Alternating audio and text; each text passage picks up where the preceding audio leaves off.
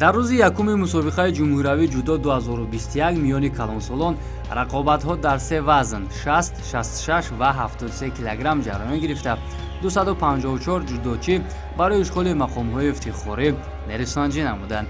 ёдовар мешавем ки мусобиқаи мазкур аз аввалинҳо дар таърихи ҷудои тоҷикистон ва ҳисоб меравад ки ғолибон имтиёзҳои лозимаро ба даст оварда дар радабандии дохилӣ мавқеъ пайдо мекунанд ва ҷиҳати иштирок дар мусобиқаҳои байналмилалӣ роҳи худро ҳамвор месозанд.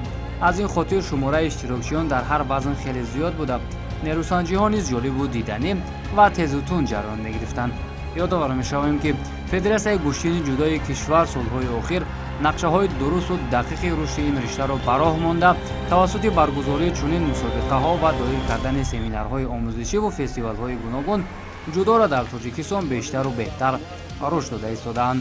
роҳандозӣ намудани мусобиқаи рейтингӣ низ аз қабили он иқдомҳои федератсия ба ҳисоб меравад ки дар тарбияу ба камол расидан ва пайдо кардани чеҳраҳои ҷадид нақши калидӣ мебозад.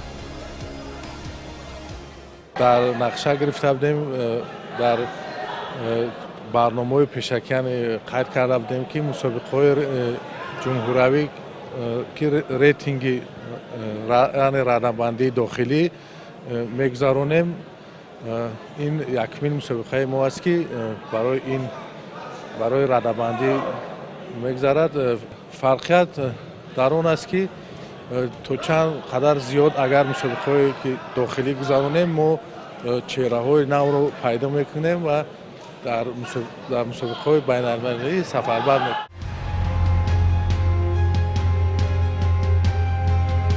дар вазни 60 килограмм 42 ҷудочӣ аз минтақаҳои гуногуни кишвар бо тайёрии ҷиддӣ ва мақсади ғолибият ба мусобиқа омада дар назди мухлисону ҳаводорони гӯшин ки дар толор хеле зиёд буданд маҳорати худро нишон доданд. ашурзода муҳаммад, сарвар абдушукуров, аминҷон холов, мелибойзода фирӯз, бародарон муҳаммадризо ва муҳаммадсолеҳ қувватовро аз даъвогарони асосӣ барои ишғоли мақомҳои ифтихорӣ дар ин вазн ба ҳисоб мерафтанд. ҳанӯз аз марҳилаҳои муқаддимотӣ мушоҳида мешуд ки паҳлавонон омодагиашон ҷиддӣ аст ва ҳамагӣ мехоҳанд ба марҳилаҳои ниҳоӣ бароянд. нерӯсанҷӣ аминҷон холов ва муҳаммадсолеҳ қувватов дар даври дуюми қуввозмоиҳо аз ҳар ҷиҳат тамошобоб ва хотирмон буд, зеро ҳарду варзишгар аз усулҳои гуногун кор гирифта бо партовҳои зебову диданӣ аз ҳамдигар имтиёз меситониданд. талошу мубориза, ҳолатҳои баҳсбарангез ва кашмокашии зиёд аз пурқувват будани ҳарду паҳлавон дарак медод. то сонияҳои охири майдондорӣ муҳаммадсолеҳ бо бартарӣ як вазари пешсаф буд, аммо як иштибоҳи ӯ кофӣ буд то аминҷон имтиёзи заруриро ба даст биёрад. билохира ҳамин тавр ҳам шуд. бо иҷрои як усули хеле зебо аминҷон холов муҳаммадсолеҳро ба тахтапушт афтонд ки партофти ӯ аз ҷониби доварон ихон баҳогузорӣ шуда муҳаммадсолеҳро аз идомаи рақобатҳо маҳрум кард.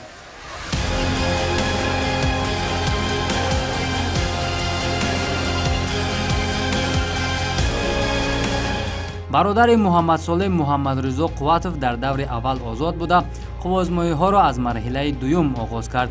ӯ бо шикаст додани ҳарифон ба марҳилаи ниманиҳоӣ баромад. дар ин даври рақобатҳо ҳарифи ӯ аминҷон холов ҳамоне ки бародарашро шикаст дода буд ба ҳисоб мерафт. барои муҳаммадризо қувватов камтар аз 30 сония лозим шуд то қасди нокомии бародарашро ситонад. бо иҷрои як усули хеле зебо аминҷонро мағлуб карда роҳи худро ба даври баъдӣ ҳамвор кард.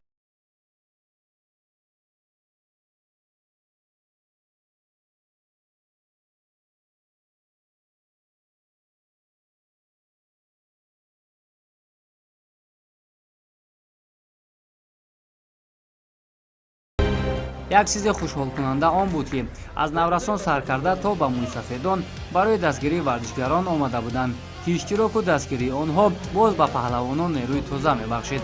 хайриддин шарифов 90 сол дорад. ӯ аз ноҳияи варзор барои тамошои гӯштин ва дастгирии наберааш омадааст.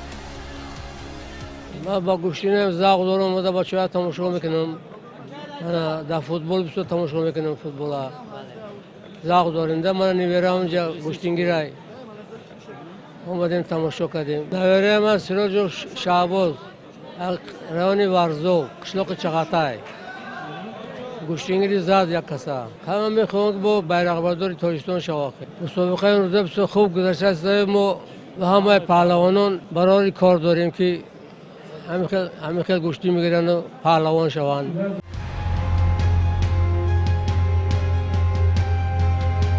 اصلا در وزن 60 کیلوگرم جودوچیان ما در سطح بین المللی آنقدر موفق نیستند که علت آن در رقابت‌پذیر نبودن پهلوانان در این وزن دانسته می شود.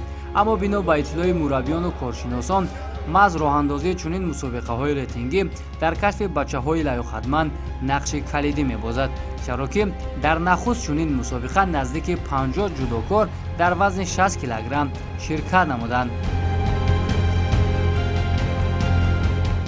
این تصمیم بسیار یک اقدام نیک است، چون که هر یک مسابقه ریتینگی برای ورزشکاران بسیار یک چیز مهم است که ما میدانیم که در این یا آن وزن ما کی داریم، ذخیره ما کی هستند.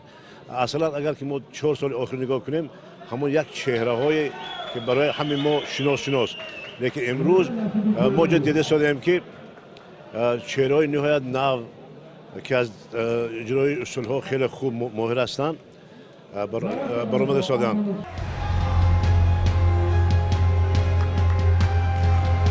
چون مسابقه امروزه اولین رقابت سطح جمهوری در سال 2021 برای ورزشکاران و مربیان به حساب می‌رفت، از همین خاطر نمایندگان دسته‌ها و بچه‌های نوکار خود را نیز به نیروسنجی‌ها وارد نمودند تا از ملکه و سطح قوازمایی آنها آگاهی پیدا کنند.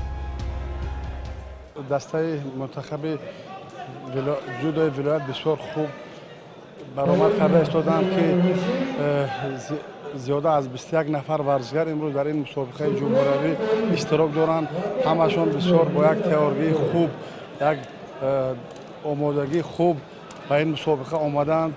آنها امید داریم که از آنها امروز در اینجا جایزه دار میشوند و باوری داریم که در رده‌بندی جایگیر میشوند. 10 نفر آنها یکمین بار در این خیلی مسابقه اشتراک می نمایند و آنها را بسیار برای این مسابقه تیاری خوب دیده آمده بودند.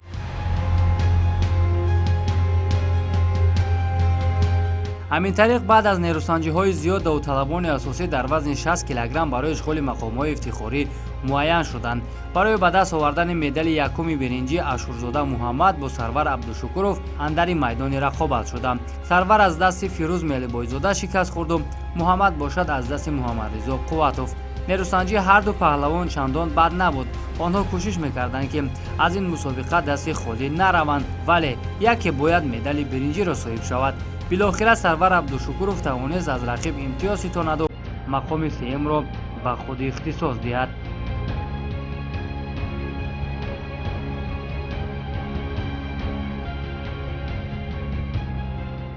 برای مدال دوم برنجی امینجان خالف با عبدالله سیفاللویف رقابت نمودند. در نیروسنجی آنها از آغاز برتری کامل بر جانب امینجان خالف بود. همین پیشرفتی باعث شده که او رقیب را شکست داده سزاوار مدال برنجی این مسابقه گردد.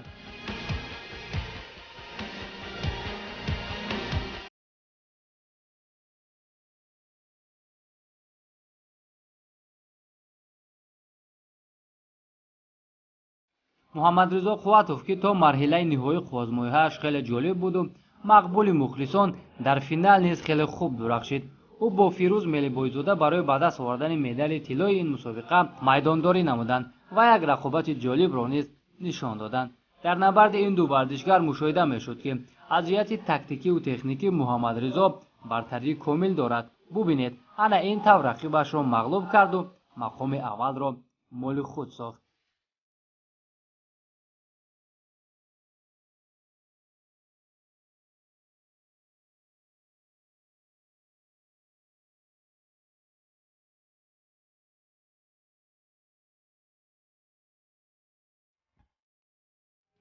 البته در برابر آنه که غالبان این مسابقه صاحب خلهای لازمه می‌گردند، همزمان از جانب دستاندرکاران با مدال افتخارنامه قدرشناسی شدند که این باز عزم و تلاش پهلوانان را برای فتح قله‌های بلندتر زیادتر می‌کند.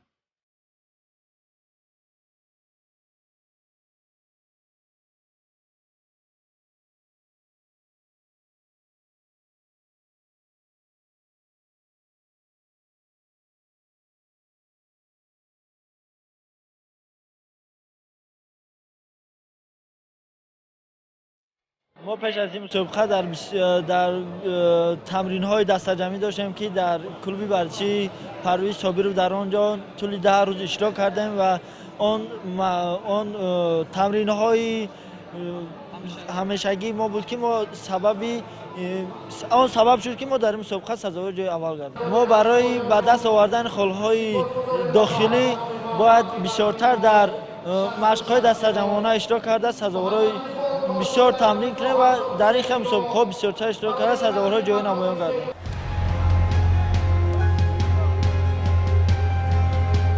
абу муслим қаймузода дар чемпионати тоҷикистон соли 2020 дар вазни 60 килограмм қаҳрамон гардида буд, аммо дар ин мусобиқа мо ӯро дар вазни 66 килограмм дидем.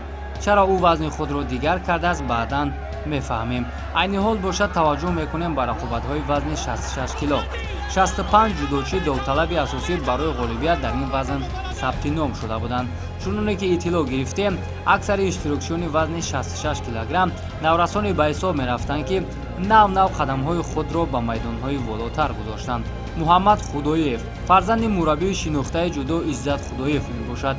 азбаски ӯ аз падар нозикҳои ҷудоро дар сатҳи даркорӣ омӯхтааст, дурахшаш низ дар мусобиқаи имрӯза хеле хуб ба назар мерасед. баъд аз шикаст додани 4 рақиб мо бо муҳаммад ҳамсӯҳбат шудем ки он муваффақияташро чунин шаҳр дод.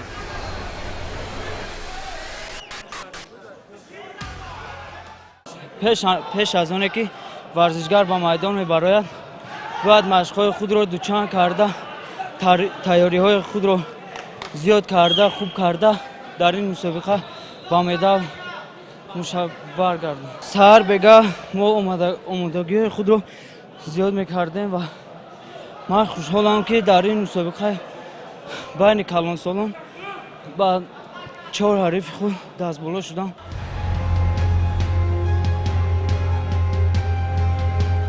чун болотар гуфтем, абу муслим қаймузода бори аввал дар вазни 66 килограмм худро санҷид ва то ҷое ҳам барои зинаҳои ифтихорӣ талош кард. ӯ то даври сеюм хуб дурахшид, аммо рақибони баъдӣ роҳи ӯро барои марҳилаҳои ниҳоӣ бастанд. абу муслим имкон дошт ки барои зинаи сеюм мубориза барад, аммо дар вохирӣ барои медали биринҷӣ аз дасти Шаҳбози Саидаброр шикаст хӯрду бемақоми ифтихорӣ монд.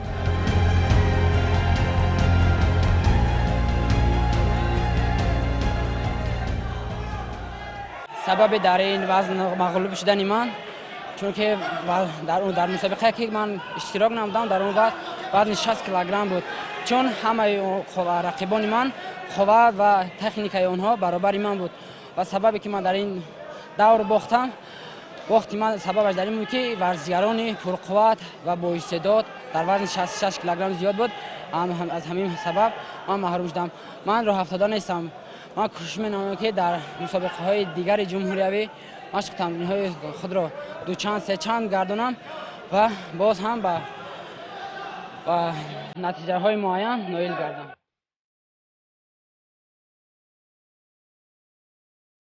дар маҷмӯъ рақобатҳои вазни 66 килограмм ҷолибу диданӣ ҷараён гирифтанд. дар ин вазн ду медали биринҷиро Алиҷон Сафаров ва Шаҳбоз Сайдаброров ба худ ихтисос доданд.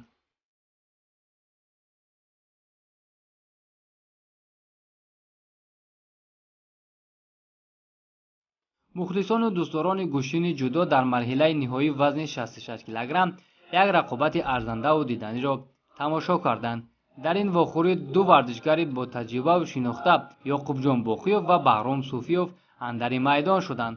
баъд аз талошу кашмукаши зиёд дар майдон дар вақти асосӣ ғолиб муайян нашуд. танҳо дар голден скор Ёқубҷон Боқиёв бо як усули хеле зебо Баҳромро ба тахтапӯш афтонду мақоми аввалро соҳиб шуд.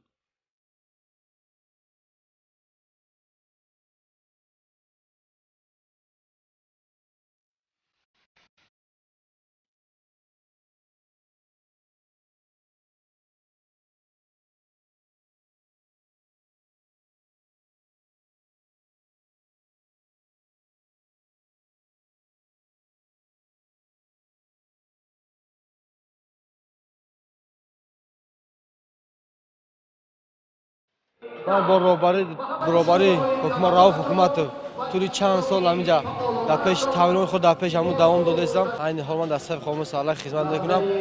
حالا من آمدم در مسابقه جمهوری جای اول با دست آوردم. پیشتر این بود که فقط یک چمپیونات جمهوری تاجیکستان بود که یعنی غالیبان چمپیونات مسابقه بین المللی سفربر می‌گردیدند.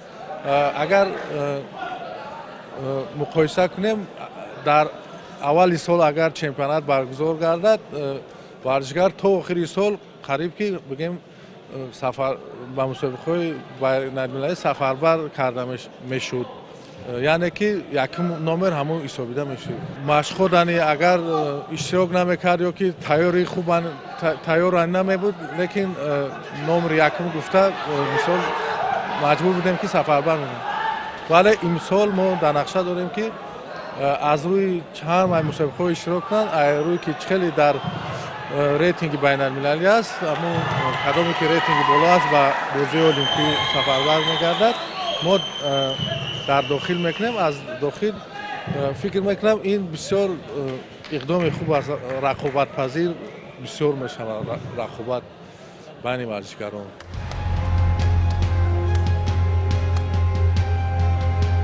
ана ин паҳлавон деваштич усопирён аст. аз сулолаи усопировҳо ӯ ҳамагӣ 16 сол дорад ва нахустин қадамҳои худро дар мусобиқаҳои калонсолон мегузорад. чӣ гунае ки мебинед пеш аз баромадан ба майдон амакаш комроншои усопирён ва падараш фаридун ба ӯ тавсия медиҳанду омодааш мекунанд то ба ҳаяҷон додан нашаваду иштибоҳ накунад.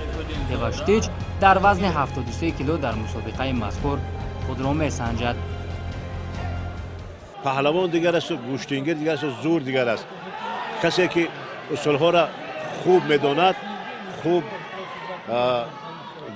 بلد هست در این اصولها حتما نتیجه میدهد. اصلا وی 16 سال دارد. 2004 است. ما خواهش کردیم که اگر امکان شد برای گرفتن تجربه گوشتین گیرد.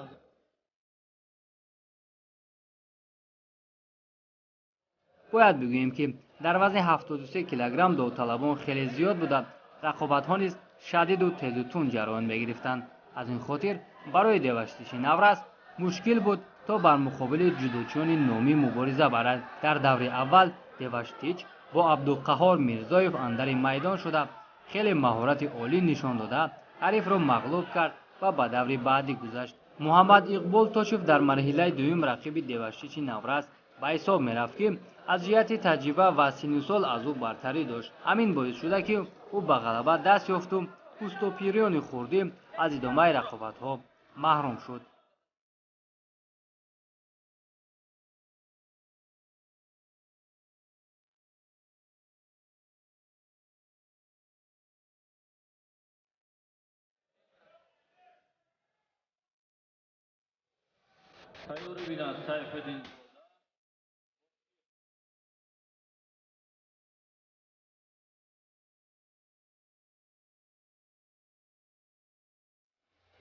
баъди пирӯзӣ дар марҳилаи аввал бисёриҳо аз мирзоҷамил рамазонов умеди рақобат дар марҳилаҳои ниҳоиро доштанд, вале дар даври дуюм ҳофиззода илҳом нагузошт ки рамазонов ба даври дигар гузарад. ӯро бо имтиёзи ипон мағлуб намуд. ёдовар мешавем ки рӯзи якуми қувозмоиҳои мусобиқаи мазкур 12 соат идома кард ки мухлисон аз субҳ то соати 21 шаб толорро тарк накарда қувозмоиҳоро тамошо карданд. ин аз маҳбубияти гӯштини ҷудо дар тоҷикистон дарак медиҳад. аслан дар тамоми мусобиқаҳои ҷаҳонӣ дар вазни 73 килограмм ҷудокорони бомаҳорату дорои таҷрибаи ғанӣ майдондорӣ мекунанд ва мо борҳо шоҳиди рақобатҳои ҷолибу диданӣ дар ин вазн гаштаем. дар мусобиқаи имрӯза низ 67 ҷудокор барои мақомҳои ифтихорӣ мубориза бурданд. ёдовар мешавем ки роҳандозии ин гуна мусобиқаҳо барои тамоми ҷудокорони ҷавону наврас имкон медиҳад то маҳорати худро нишон дода барои баромадан ба майдонҳои сатҳи байналмилалӣ омода шаванд. чуноне ки дар боло сармураббии ҷудои кишвар муҳаммадмурод абдураҳмонов иброз дошт, солҳои қаблӣ танҳо ҳамонҳое ба мусобиқаҳои байналмилалӣ сафарбар мешуданд ки дар чемпионати тоҷикистон ғалаба ба даст оварданд. ҳамакунун чунин мусобиқаҳо роҳи даҳҳо паҳлавононро барои сабқатҳои байналмилалӣ кушода мекунад. боварӣ дорем ки аз ин нақшае ки иқдоме ки гирифтем мо зиёдтар бо чеҳраҳои нав пайдо мекунем ва рақобатҳо низ зиёд мешавад.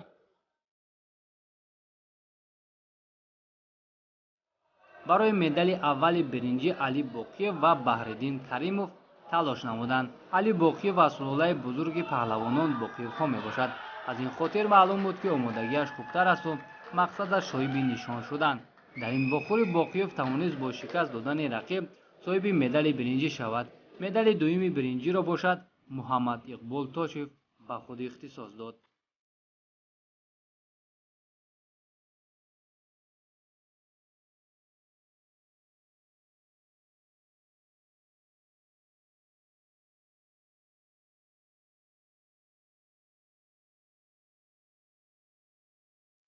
ҳамин тариқ дар рақобати ниҳоии вазни 73 килограмм Разиалло Лоиқов бо Иброҳим Сайдакбаров андари майдон шуданд.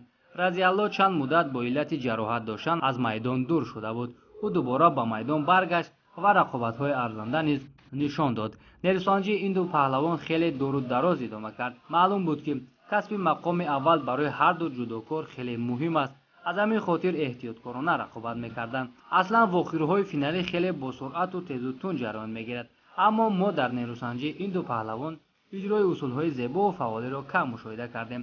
аз ҳамин лиҳоз довар ба ҳар ду варзишгар огоҳӣ дод. ҳамин тариқ дар раванди мубориза ягоне аз паҳлавонон имтиёзи лозимаро ба даст наоварданд. танҳо аз ҳисоби огоҳии сеюм Иброҳим Сайдакбаров аз майдон ронда шуду ғолибият бар Разиаллоҳ дода шуд.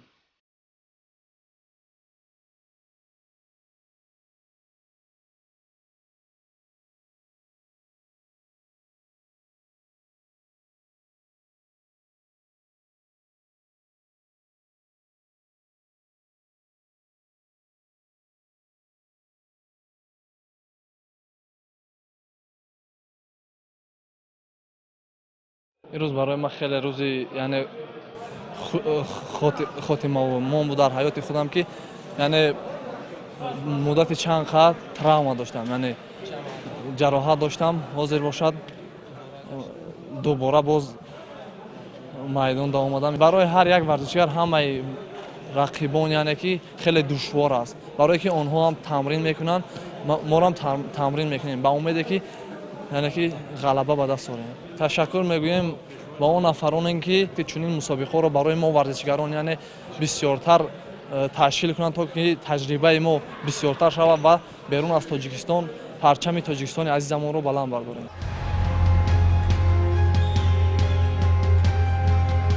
дар маҷмӯъ рақобатҳои рӯзи аввали мусобиқаи ҷумҳуравии ҷудо миёни калонсолон хеле диданӣ ҷараён гирифт. ин мусобиқа барои баъзеҳо қадамҳои аввал буду барои аксарият бештар кардани шумораи медалҳо. ёдовар мешавем ки федератсияҳои варзишии Тоҷикистон масъулиятеро бар дӯш доранд ки бо иҷрои саривақтию самароноки он метавон нуфузи варзиши кишварро дар айсаи ҷаҳон ба маротиб боло бардошт. ин ӯҳдадорӣ аз ҷалби бештари ҷавонону наврасон ба варзиш, бештар кардани мусобиқаҳо дар дохили кишвар ва ҳамзамон сафарбар кардани онҳо ба мусобиқаҳои байналмилалӣ мебошад. федератсияи гӯшини ҷудои Тоҷикистон имрӯз бо қадри тавон барои пешбурди ин ришта барномаҳои заруриро рӯи даст гирифта кӯшиш бар он дорад ки ҷудокорони ҷавону наврасро ҳарчи бештар ба сабқатҳои байналмилалӣ сафарбар намояду кишварро муаррифгар бошанд. дар маҷмӯъ рақобатҳои рӯзи аввали мусобиқа хеле диданӣ ва хотирмон сурат гирифт. шарҳу тавзеҳи рӯзи дуюми нерӯсанҷиҳоро дар барномаи баъдӣ инъикос пешниҳоди шумо мекунем.